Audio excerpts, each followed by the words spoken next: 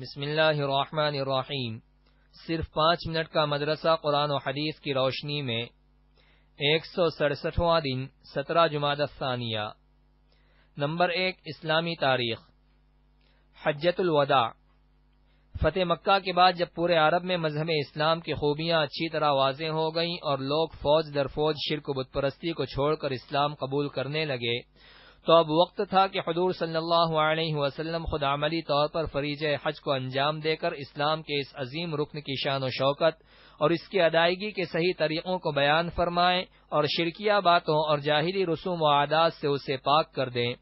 چنانچہ رسول اللہ صلی اللہ علیہ وسلم نے حج کا ارادہ کیا اور 25 یا 26 ذی القعدہ سن 10 ہجری کو ظہر کی نماز کے بعد مدینہ منورہ سے روانہ ہوئے۔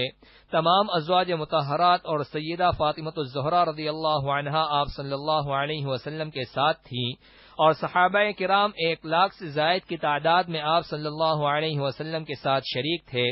مقام ذوالحلیفہ میں غسل فرما کر احرام باندھا۔ 4 ذی الحجہ کو اتوار کے دن مکہ مکرمہ پہنچے۔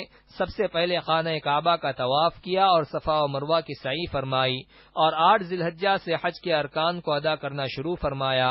یہ آپ صلی اللہ علیہ وسلم کی مبارک زندگی کا آخری حج تھا، اسی لیے اس کو حجۃ الوداع کہا جاتا ہے۔ نمبر 2، اللہ کی قدرت۔ انسان کا سر قدرت کا شاہکار۔ انسان کے سر کو دیکھیے کہ اللہ تعالیٰ نے کیسا مدور، گول اور خوبصورت بنایا ہے اور اس میں پورے جسم کے قیمتی خزانے چھپا رکھے ہیں۔ انسان کا سر 55 ہڈیوں سے جڑا ہوا ہے۔ تمام ہڈیاں ایک دوسرے سے جدا ہیں، سب کی شکلیں الگ الگ ہیں۔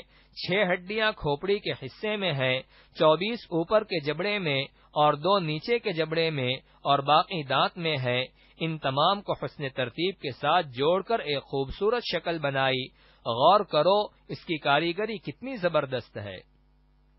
نمبر 3، ایک فرض کے بارے میں۔ بیوی کی وراثت میں شوہر کا حصہ۔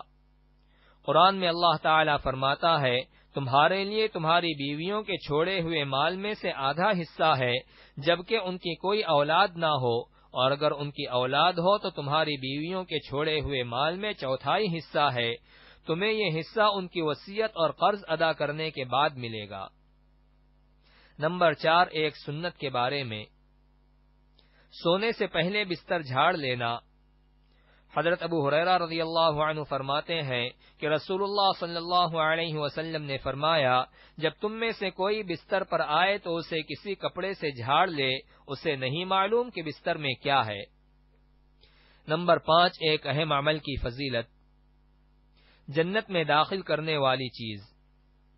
رسول اللہ صلی اللہ علیہ وسلم سے پوچھا گیا کہ لوگوں کو سب سے زیادہ جنت میں داخل کرنے والی چیز کیا ہے؟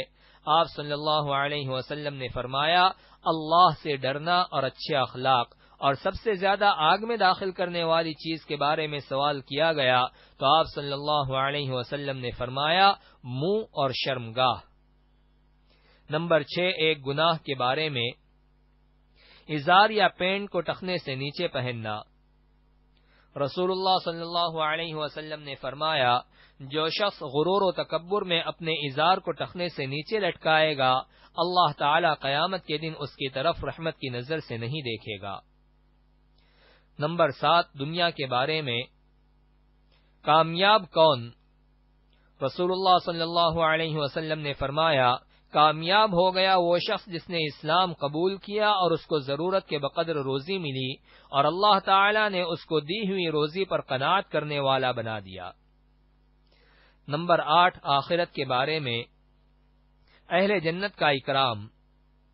قرآن میں اللہ تعالی فرماتا ہے، یقیناً نیک لوگ آرام میں ہوں گے، مسیریوں پر بیٹھے ہوئے نظارہ کر رہے ہوں گے، تم ان کے چہروں سے جنت کے عیش و آرام کا اندازہ کر لو گے۔ ان کو مہربند خالص شراب پلائی جائے گی، اس پر مشک کی مہر لگی ہوگی۔ ایسی پاکیزہ شراب کے لیے رغبت کرنے والوں کو رغبت کرنی چاہیے۔ اس شراب میں تسنیم کے پانی کی ملاوٹ ہوگی، وہ ایک ایسا چشمہ ہے جس میں سے نیک بندے پئیں گے۔ نمبر 9، طب نبوی سے علاج۔ گائے کے دودھ کا فائدہ۔ رسول اللہ صلی اللہ علیہ وسلم نے فرمایا، گائے کا دودھ استعمال کیا کرو کیونکہ وہ ہر قسم کے پودوں کو چرتی ہے، اس لیے اس کے دودھ میں ہر بیماری سے شفا ہے۔ نمبر 10، قرآن کی نصیحت۔ قرآن میں اللہ تعالی فرماتا ہے، کیا ایمان والوں کے لیے ابھی تک ایسا وقت نہیں آیا کہ ان کے دل اللہ کی نصیحت اور جو دین حق نازل ہوا ہے اس کے سامنے جھک جائیں، اور وہ ان لوگوں کی طرح نہ ہو جائیں جن کو ان سے پہلے کتاب دی گئی تھی، یعنی وہ وقت آ چکا ہے کہ مسلمانوں کے دل قرآن، اللہ کی یاد اور اس کے سچے دین کے سامنے جھک جائیں۔